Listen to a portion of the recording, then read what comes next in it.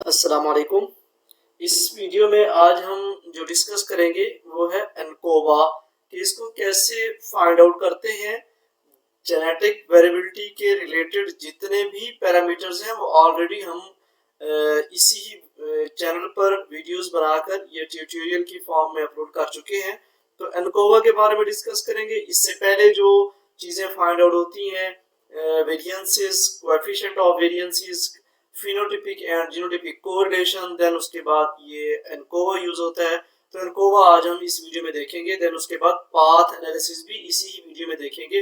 तो आइए चलते हैं हम अपने टॉपिक की तरफ कि इस तरह से इसमें हर एनालिसिस में दो चीजें होती हैं कि एक सॉफ्टवेयर रन कैसे होता है, देन उस सॉफ्टवेयर को या किसी भी प्रोग्राम्स को, जस्ट लाइक आर प्रोग्राम है, कि इसमें जो सपोर्टेड फाइल होती है कि जिसके अंदर डाटा होता है कि उसका फॉर्मेट किस तरह से होना चाहिए। तो सबसे पहले हम आपको यहाँ फॉर्मेट दिखाते हैं कि एक्सेल शीट में किस तरह का डाटा हो और उसका फॉर्मेट क्या हो। देन उसको एनालिसिस कैसे करेंगे, उसका एक जो लिंक होगा या जो एक लाइन होगी, जो आर कोड होगा जो इसमें राइट करके एनालिसिस करते हैं, वो भी इस वीडियो के डिस्क्रिप्शन में मौजूद होगा। चलते हैं हम अपने फॉर्मेट की तरफ, दिखाते हैं किस तरह से होता है। ये डाटा है टेस्ट डाटा हमारे पास। तो इस तरह ये फर्स्ट कॉलम जीनोटाइप्स का, सेकंड कॉलम रेप्लिकेशन का, देन उसके बाद 6 पैरामीटर, 6 ट्रेड्स हैं आपके यहाँ जितने भी हो सकते हैं। तो इस टेस्ट डाटा में 28 जीनोटाइप्स हैं। तो यहाँ 28 जीनोटाइप्स, देन दोबारा वही 28 लिख देंगे एज सच नेम उनके कॉपी करके। तो यहाँ तक R1 थी 28 तक, देन 29 नहीं लिखा हमने, फिर G1 से स्टार्ट कर दिया। तो यहाँ R2 रेप्लिकेशन 2 स्टार्ट हो रही है। तो आपके डाटा में अगर एप्लीकेशन 3 है, 4 है, 5 है, तो इस तरह एज सच इस तरह जो ऑर्डर है इसके नीचे यहाँ से लिख सकते हैं।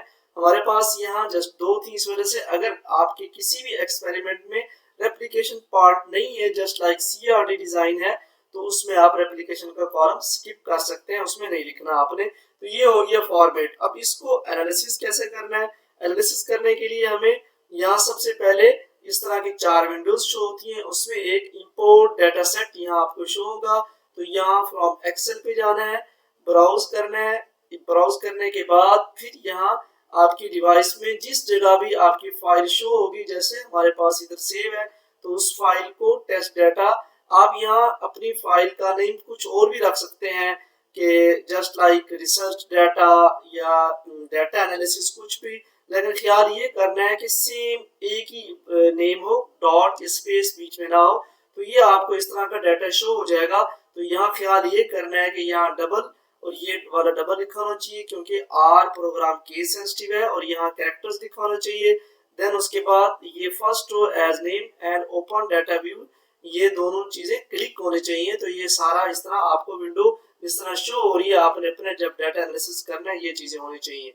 इसके बाद इंपोर्ट करना है। इंपोर्ट करने के बाद तो यहाँ सारा डाटा शो हो जाएगा कि test data 56 observation of 8 variables, क्योंकि यहाँ ये आपको शो भी हो रहा है। हम एक्सेल में भी दिखा देते हैं आपको डाटा किस तरह से है, कि ये डाटा इस तरह से है कि टोटल 8 कॉलम्स है, 2 कॉलम्स जीनोटाइप और रेप्लिकेशन के, और आगे 6 ट्रेड्स, टोटल 8 कॉलम्स का डाटा है हमारे पास। तो इस तरह से आपको डाटा शो हो जाएगा। यहाँ भी एक विंडो में जो लास्ट विंडो उसमें शो हो रहा है। उसके बाद आपने जाना है पैकेज, जो फर्स्ट टाइम इंस्टॉल कर रहे हैं उनमें आपने इधर लिखना है, यहाँ इंस्टॉल पे जाना है। इंस्टॉल पे जाने के बाद वेरिएबिलिटी, VARIAB इधर शो हो जाएगा आपको, जैसे ये है। इस वेरिएबिलिटी को क्लिक करना है। क्लिक करने के बाद यहाँ इंस्टॉल करना है। क्योंकि मेरे पास ऑलरेडी इंस्टॉल है तो ये करने की जरूरत नहीं है। फर्स्ट टाइम सिर्फ एक ही बार इंस्टॉल करने की जरूरत होती है। मेक श्योर करना होता है कि इंटरनेट आपके पास मौजूद होना चाहिए। देन इंस्टॉल होने के बाद पैकेज पे जब क्लिक करेंगे तो इस तरह वेरिएबिलिटी शो हो जाएगा। इसको क्लिक करना है। ये मैं क्लिक कर रहा हूँ एक बार, फिर इधर वेरिएबिलिटी को क्लिक करना है। उसके बाद सबसे पहले जो लाइन लिखनी है, लाइब्रेरी वेरिएबिलिटी, इस तरह से ये सारे इधर आर स्क्रिप्ट जो है, आर कोड मौजूद है, तो ये वीडियो में भी होंगे। क्लिक करने के बाद अगर ये वाला साइन शो होता है तो इट मींस ये लाइब्रेरी सही तरह इंस्टॉल हो चुकी है। फिर उसके बाद आपने जाना है इसमें, क्लिक करना है इसको कि हमने जो एनकोवा निकालना है कि वो किस तरह से होना चाहिए। एनकोवा के लिए ये मैंने लिख दिया है कि इसका मीनिंग्स क्या है, इसका मतलब क्या है, ये भी समझा देता हूँ कि किस तरह से इसको रीड करना होता है।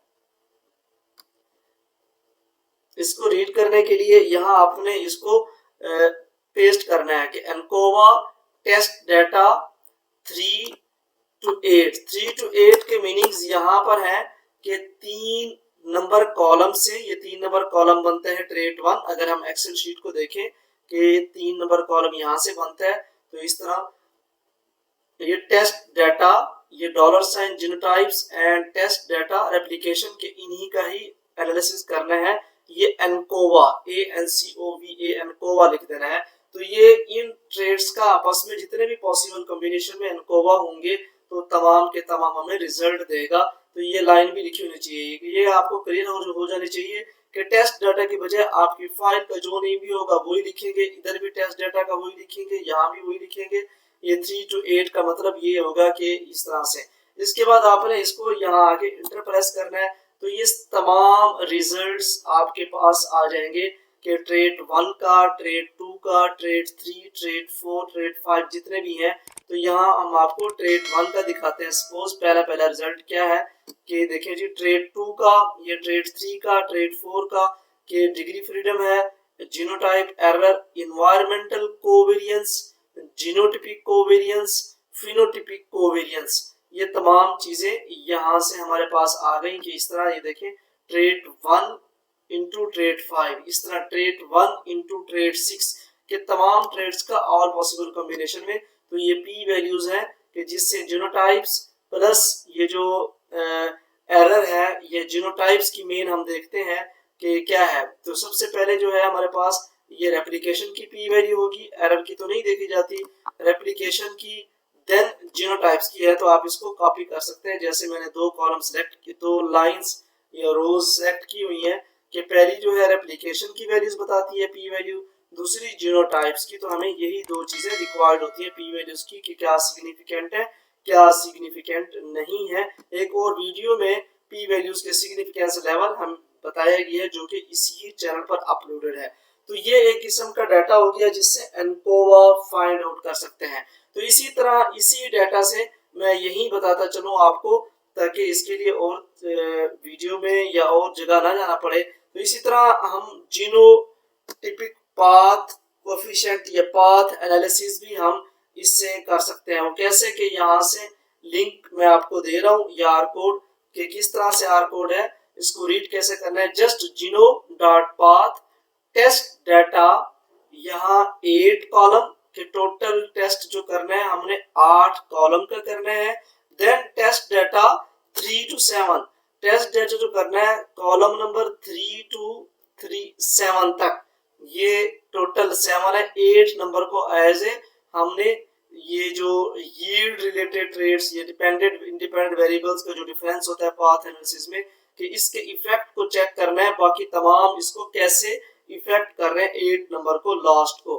टेस्ट डाटा 3 to 7 का करना है, फिर test data dollar sign genotype test data replication, then इसके बाद जाके इंटर प्रेस कर देना है। तो आपके पास ये इफेक्ट्स आ जाएंगे कि जिस तरह ट्रेड 1 का इस ट्रेड 1 के साथ ये 0.0176 वैल्यू है, ये डायरेक्ट इफेक्ट है। इस तरह ट्रेड 2 का ये देखें, ये ट्रेड 2 के साथ 0.03063, ये इस तरह इसका ये ट्रेड 2 के साथ डायरेक्ट इफेक्ट है। तो डायगोनल में डायरेक्ट इफेक्ट है, बाकी इनडायरेक्ट इफेक्ट होंगे कि ट्रेड 1 का 2, 3, 4, 5 के साथ, इस तरह 5, 4 का 6 के साथ, या इस तरह जो भी ऑल पॉसिबल कॉम्बिनेशन बनेंगे। तो यहाँ एक रेजिडुअल वैल्यू होगी। तो जेनेटिक वेरिएबिलिटी में ये हमारे पास पाथ एनालिसिस और जीनोटिपिक, फिनोटिपिक एंड एनवायरमेंटल कोवेरिएंसेस यहाँ तक हमने कैलकुलेट कर लिए। तो इसी ही डाटा से इन शॉर्ट आपको अगेन मैं कुछ और चीजें बता दूं कि इससे हम क्या क्या फाइंड आउट कर सकते हैं। कि एक और वीडियो में भी ये चीजें बताई गई हैं, लेकिन यहाँ एक बार बता दूं कि एक ही इसी डाटा से ये चीजें सारी फाइंड आउट कर सकते हैं। कि जिस तरह टेस्ट डाटा 3 to 8 सारा वही लिखा हुआ है, लिंक यहाँ आपको बता रहा हूँ कि जेनेटिक वेरिएबिलिटी यहाँ से भी फाइंड आउट कर सकते हैं। कैसे? तो तमाम ट्रेड्स की, यहाँ ट्रेड 6 की बता रहा हूँ, maximum, minimum, grand mean, standard error of mean, critical difference, environmental, ये phenotypic, genotypic, heritability and genetic advance और genetic advance as percentage of mean. तो ये तमाम चीजें इसी ही तरह के डेटा से निकल सकती हैं, फाइंड आउट कर सकते हैं। इसी तरह की वीडियो जो डिटेल डिस्कशन में है वो ऑलरेडी अपलोडेड है। यहाँ आपको जस्ट आसानी के लिए दिखाया गया है कि आपको अगेन दोबारा इसकी वो ना करना पड़े मेहनत। इसी तरह हम इसी से genotypic correlation and phenotypic correlation भी फाइंड आउट कर सकते हैं कि वो कैसे, ये भी मैं यहाँ कोड दे रहा हूँ कि genotypic phenotypic correlation find out करने के लिए ये हमारे पास जीनोटिपिक कोरिलेशन आ गया, ट्रेट 1 का ट्रेट 1 के साथ 1 है, इस तरह डायगोनल में ट्रेट 2 ट्रेट 3 का 3 के साथ 4 का इस तरह 1 1 आता जाएगा सबके साथ। बाकी जो है उन सब की वैल्यूज और पी वैल्यूज दी हुई हैं, तो इसको भी आप कॉपी करके वर्ड में यूज कर सकते हैं। इसी तरह फिनोटिपिक कोरिलेशन भी आप इससे फाइंड आउट कर सकते हैं कि वो कैसे है, कि इस तरह यही लिंक है जस्ट fino.code और बाकी सारा चीजें वही लिखनी पड़ेंगी कि टेस्ट डाटा है 3 to 8 कॉलम्स का। तो ये हमारे पास फिनोटिपिक कोरिलेशन आ गया कि जीनोटिपिक क्या कोरिलेशन है, फिनोटिपिक कोरिलेशन किस तरह से है। तो ये तमाम चीजें इससे फाइंड आउट हो सकती हैं। बेसिकली इस वीडियो में मैंने जो ज्यादा डिटेल डिस्कशन की है वो कोवेरिएंसेस और पाथ एनालिसिस की है, लेकिन आप दूसरी चीजें भी इससे फाइंड आउट कर सकते हैं। उम्मीद है आपको जेनेटिक वेरिएबिलिटी के रिलेटेड जितने भी पैरामीटर्स फाइंड आउट हो सकते हैं, just like variances, coefficient of variances, heritability, phenotypic, genotypic correlation and genetic advance अच्छी तरह समझ आ गया होगा। मिलते हैं नेक्स्ट वीडियो में, तब तक के लिए अल्लाह हाफिज।